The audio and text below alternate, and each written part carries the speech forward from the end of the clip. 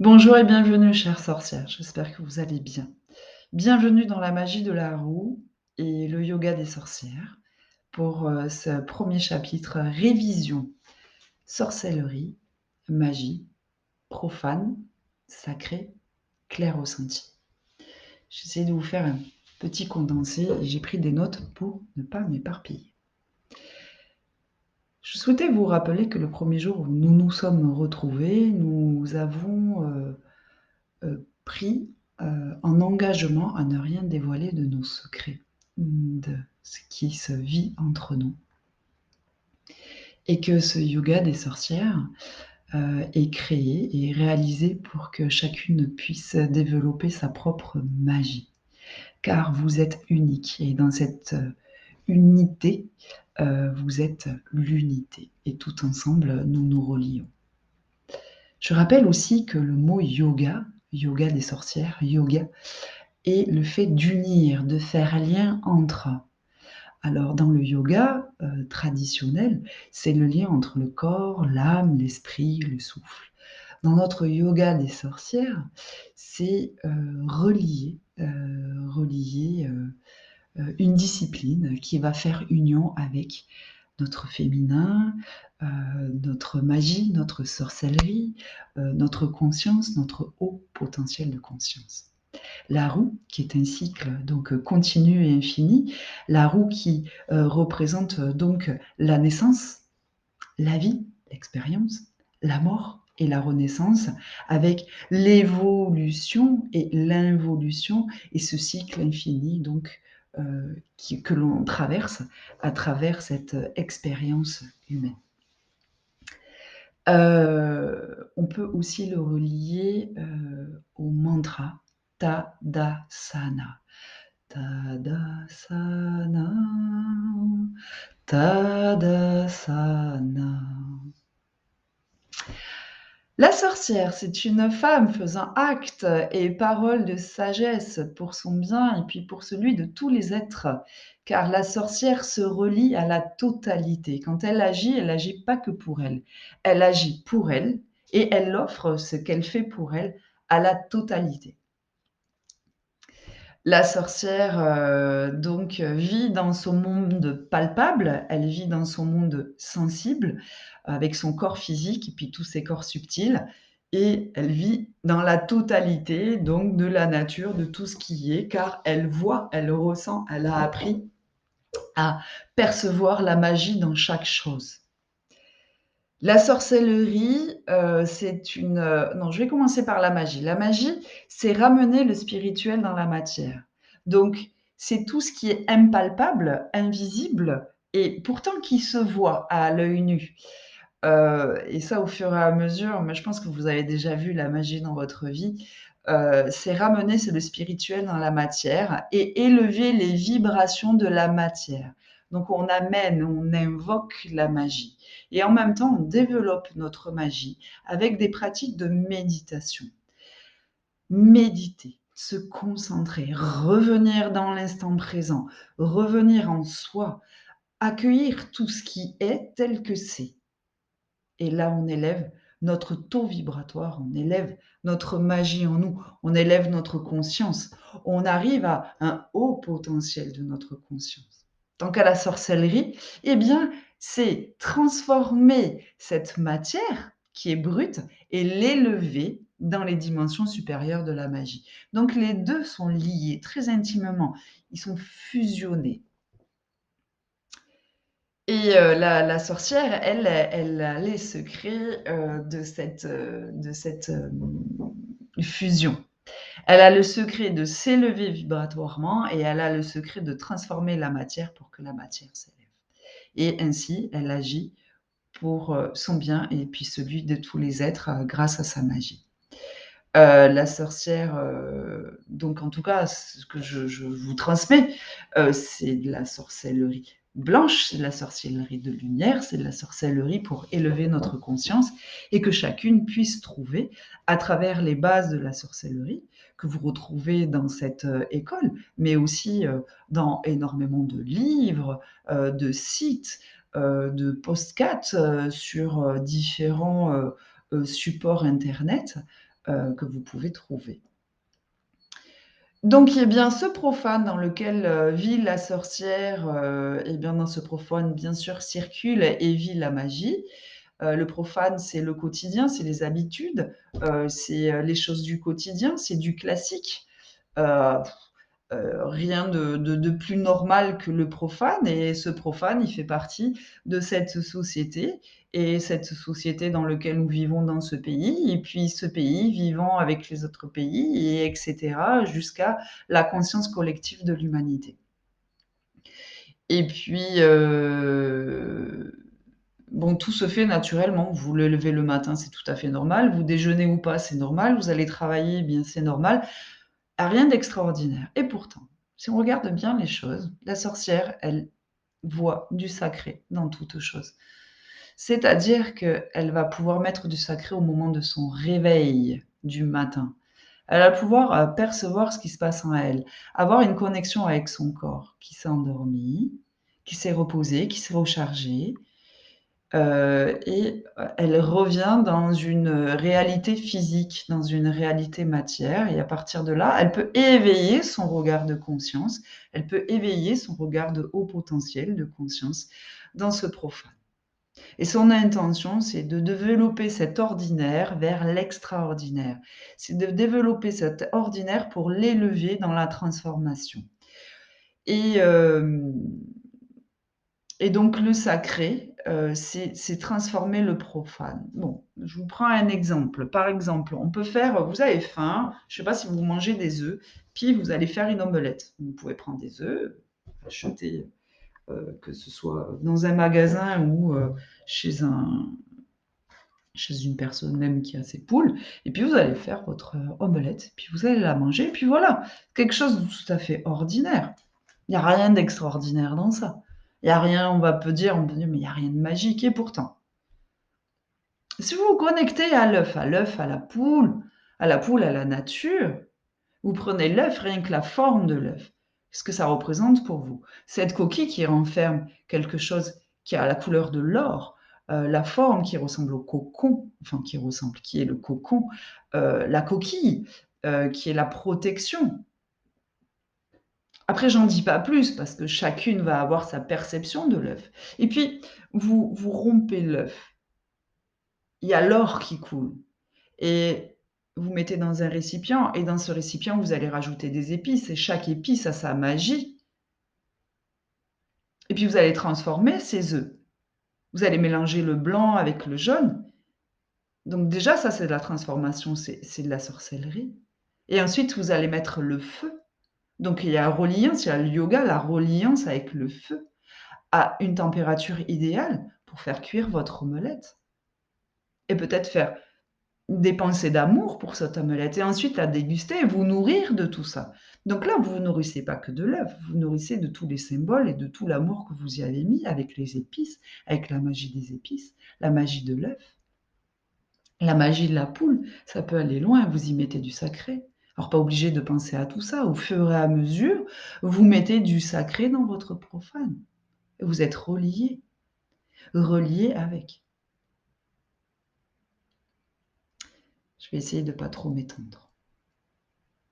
Donc développer cet ordinaire en extraordinaire. Notre regard change, il se trouve à 2 niveaux. Chez la sorcière, il se trouve dans un niveau intérieur, dans les profondeurs de son corps physique et de ses énergies, de sa vibration, de son haut potentiel intérieur, en tant qu'individu, et il est dans son corps élargi. Le corps élargi qui fait partie, qui part dans, heu, tout ce qui l'entoure, sa famille, ses amis, son travail et qui s'étend jusqu'à la conscience collective de l'humanité et ensuite au-delà. Donc on peut passer du profane au sacré en se connectant avec son intention à son corps physique, à son corps élargi, aux lieux, aux monuments, aux objets, aux personnes. Notre regard tel qu'il est, il change sans jugement, en accueillant ce qui est tel que c'est. Et le cœur pénètre dans toute chose. Nous sommes nous-mêmes une information dans la multitude. Et cette information que nous sommes communique, s'échange, se change sans jugement avec le profane. Donc le profane, qui est le non sacré et que l'on peut élever au sacré. Et je pense l'élever au sacré comme le temple des dieux qui dit « Connais-toi toi-même et tu connaîtras les dieux ». Je ne sais plus exactement, connais-toi toi-même et tu connaîtras le secret des dieux. Il me semble que c'est ça. Donc les sorcières consacrent leur vie, leur existence à la nature, au rituel. Elle rend hommage à la nature. Elle rend hommage à sa propre nature et elle rend hommage à la nature en faisant des rituels, en faisant des célébrations, en faisant des fêtes, en mettant son regard sur le sacré, sur la magie qu'elle voit à travers toutes choses. Elle participe à la vie, elle devient active à sa vie, elle devient actrice de sa vie et elle devient responsable de sa vie, de tout ce qui lui arrive. Ce n'est plus la faute des autres. Ce qui lui arrive, c'est elle qui le crée. Elle est pure créatrice de sa vie, elle est architecte. Elle est réalisatrice.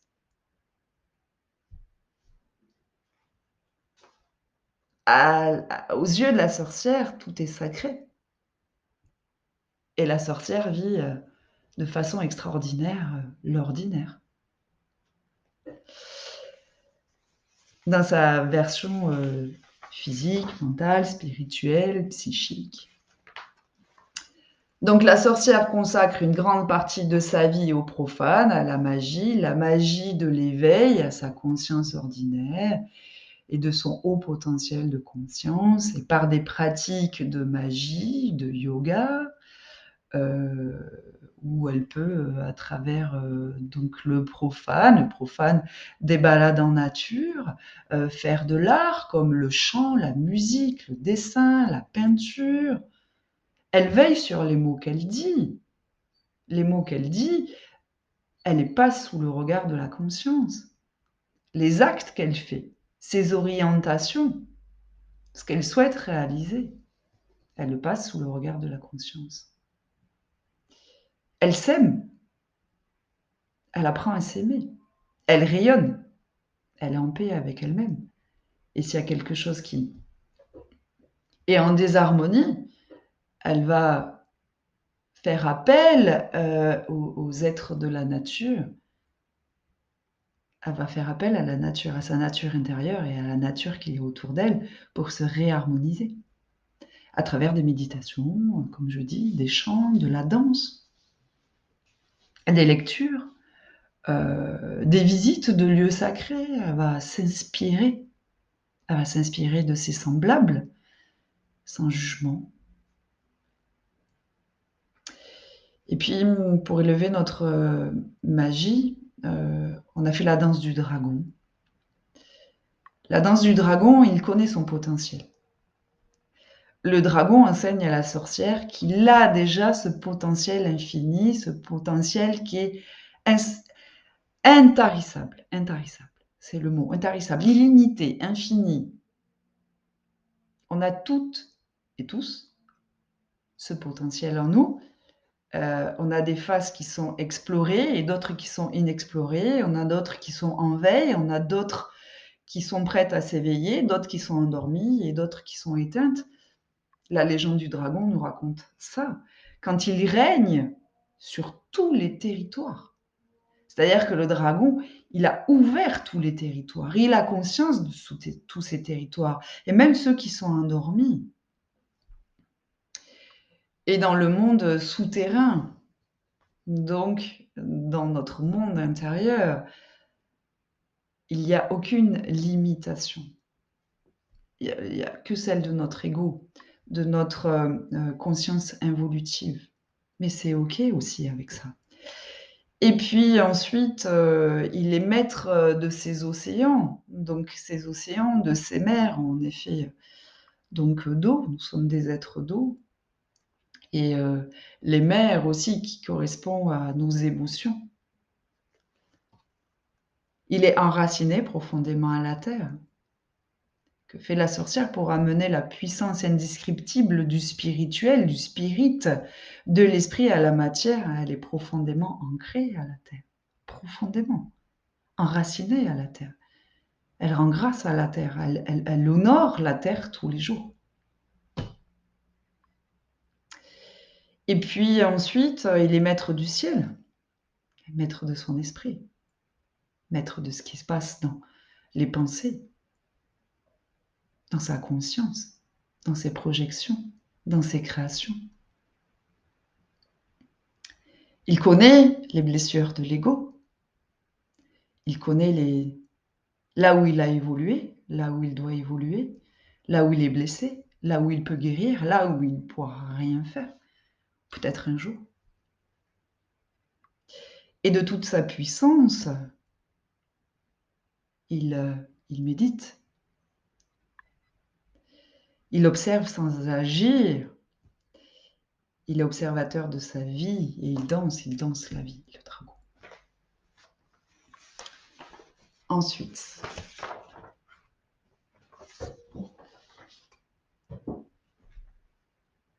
nous avons vu ensuite donc la légende et le yoga des sorcières, donc le yoga des sorcières avec la danse du dragon, où c'est un rituel. C'est un rituel de yoga. Nous en verrons d'autres, évidemment. C'est un rituel de yoga pour se reconnecter avec son corps, avec son souffle, avec sa conscience et avec les directions. C'est une base de données, c'est une base facile à apprendre, qui nous permet de nous reconnecter. Si vous voulez prendre soin de vous le matin, vous vous levez, vous rentrez dans votre silence, vous méditez et vous faites ce rituel de yoga que nous avons vu avec la danse du dragon. Et ensuite, vous pouvez faire, comme on le verra sur les chapitres suivants, votre rituel de purification. Et puis en venir à la magie du clair ressenti. Alors, la magie du clair ressenti, c'est un moyen, c'est une capacité sensorielle à capter les informations. On le fait déjà sans s'en rendre compte, comme nous avons vu. Nous utilisons et nous mettons en avant donc nos 5 sens de perception, qui sont des capacités, et nous les mettons donc à profit sur les 2 plans, le plan intérieur et le plan qu'il y a autour. Le clair ressenti est aussi important que l'ouïe, que l'odorat, que la vue, que le goût, que le toucher. Le clair ressenti est une donc capacité sensorielle, on l'appelle extrasensorielle, parce qu'elle fait partie des qualités subtiles de chaque être humain. Donc le clair ressenti, on pourrait l'appeler la magie. La magie, mais le regard, c'est de la magie, l'odorat, c'est de la magie aussi. Et le clair ressenti, c'est une magie, c'est du spirituel, c'est de l'invisible à l'œil humain qui collabore avec la matière. Cette matière spirituelle amène à percevoir ce que nous n'avons pas l'habitude de ressentir. Donc ce clair ressenti va nous permettre d'avoir une vision plus approfondie des choses. Quand nous utilisons ce qui est normal, nous pouvons, avec notre clair ressenti, avoir des informations supplémentaires. Donc, ce que je voulais dire par là, je vais essayer d'être plus claire.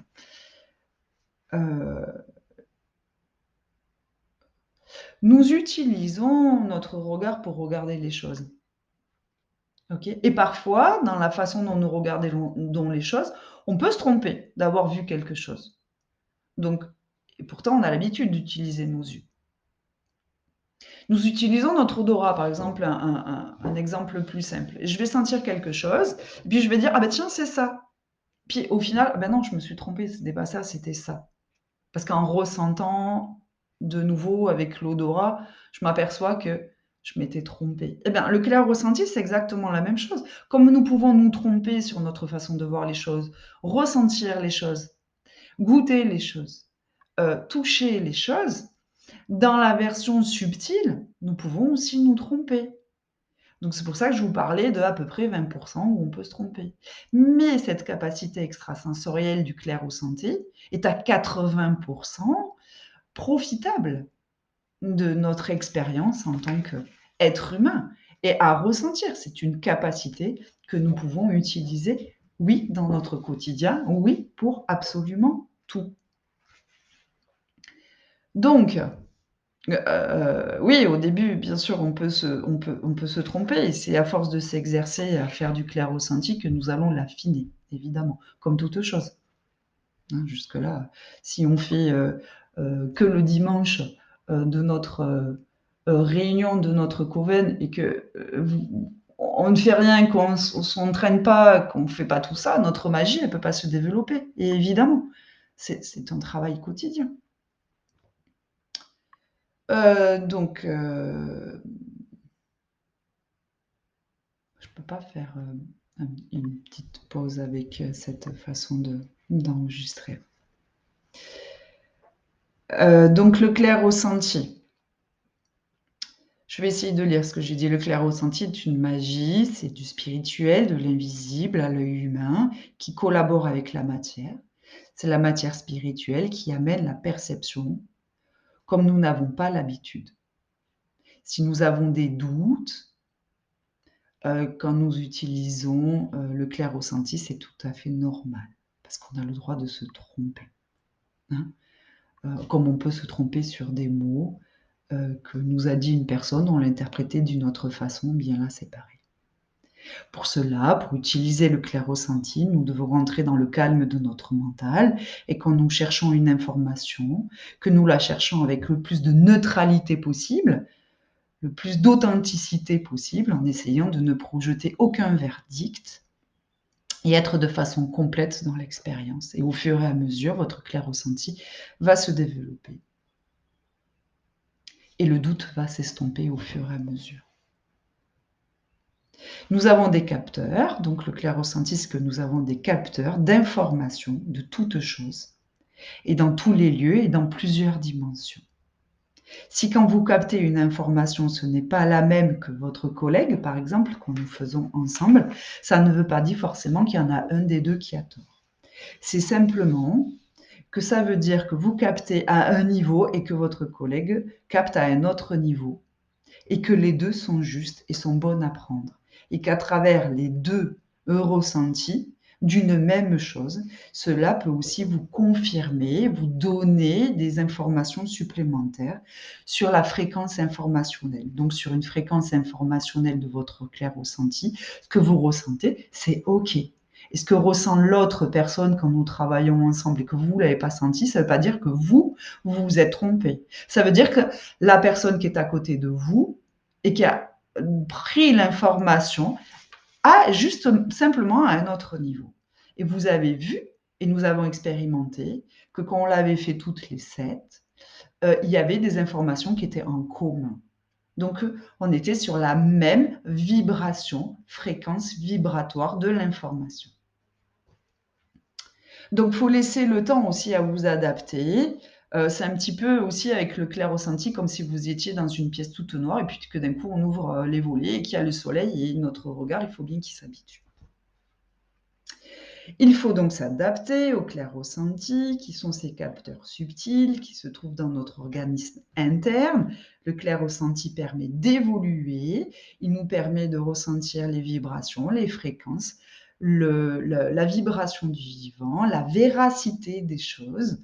Et ensuite, ça nous ouvre à toutes les possibilités qui existent dans les mondes subtils. C'est comme ça que, au fur et à mesure, vous arriverez à communiquer dans l'invisible avec le monde subtil et aussi avec vos guides, avec vos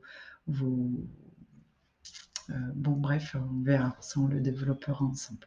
Donc c'est aussi libérer votre esprit des attaches, des croyances, du mental et de ce que vous avez appris pour laisser la place au subtil, à l'invisible.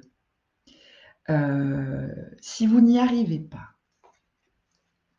Ne vous inquiétez pas, laissez-vous du temps. Et puis, il y a aussi, une possibilité, c'est de faire, de respirer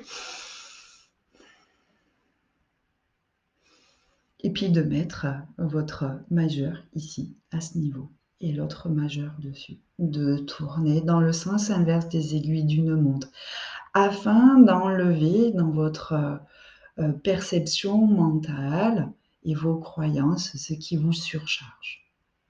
Revenez au cœur, de nouveau respirer. Et puis placez l'autre index et celui qui était dessous, vous le placez dessus et vous allez dans le sens du temps. Et ensuite, vous revenez les mains en prière devant votre cœur et vous placez votre attention sur ce point-là que vous avez appuyé. Et vous vous concentrez. Vous faites ça 1 à 5 minutes. Vous allez voir, il y a tout qui va se calmer. Et ensuite, vous pouvez frotter les mains. Ressentir les vibrations que vous venez de venir allumer dans vos capteurs. Et ensuite, prendre votre clair ressenti des choses de la plante, de l'ordinateur, de la confiture, voilà, des choses comme ça.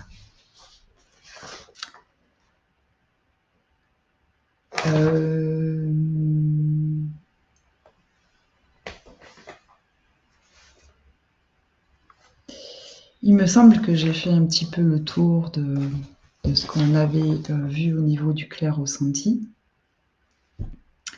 Est-ce qu'il y avait des questions? Il me semble qu'il y avait des questions sur le clair ressenti. Oui, on peut faire des activations. Alors plusieurs fois par jour, pas besoin. 1 fois par jour suffit. Et puis ça vient, et puis un jour ça se fait tout seul. Voilà, hein, c'est comme le vélo, au début, on pense à mettre le pied, et puis à donner une impulsion, et puis l'autre pied, et puis ensuite on vient pédaler. Et bien là, le clair ressenti sur les activations des codes que je vous avais fournis de l'école de Yann Lipnik, que j'avais appris avec mes formateurs, et donc ce que j'ai trouvé et que je vous ai rajouté, vous pouvez les activer 1 fois par jour, oui. Après, au-delà d'1 mois, ça va pas plus faire. Voilà. Donc activation plusieurs fois par jour, pas besoin. Sur les plans équatoriales et sur les plans qui sont équatoriales, horizontales et latérales, si vous sentez que c'est un petit peu décalé, eh bien vous pouvez faire une méditation, vous pouvez vous concentrer, vous pouvez vous asseoir à la terre. On apprendra dans la 2e partie, avec les outils de la sorcière, comment recaler. Mais et pourquoi c'est décalé.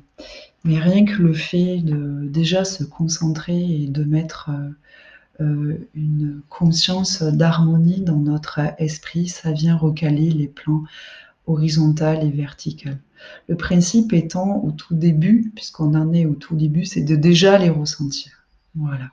Et ensuite, on reviendra sur ces questions de décalage. On apprendra ça avec vos êtres de l'invisible qui vous accompagnent. Et trouver les mots pour les intentions, eh bien, je vais dire laissez parler votre cœur. Vraiment, connectez-vous à votre cœur. Et si vos formules magiques d'invocation et de bannissement au début sont un petit peu brouillons, eh bien, accueillez, ça va venir. Hein, on réapprend à parler. Quand on était tout petit, on bafouillait. On a commencé par ma, a, re. Et bien là, on en est un petit peu à ce point-là. Et au fur et à mesure, on va développer notre magie de parler et la magie de nos intentions. Elle va se développer. Chère sorcière, de tout mon cœur, je souhaite que votre magie s'éveille, que votre vibration soit accompagnée des plus beaux êtres.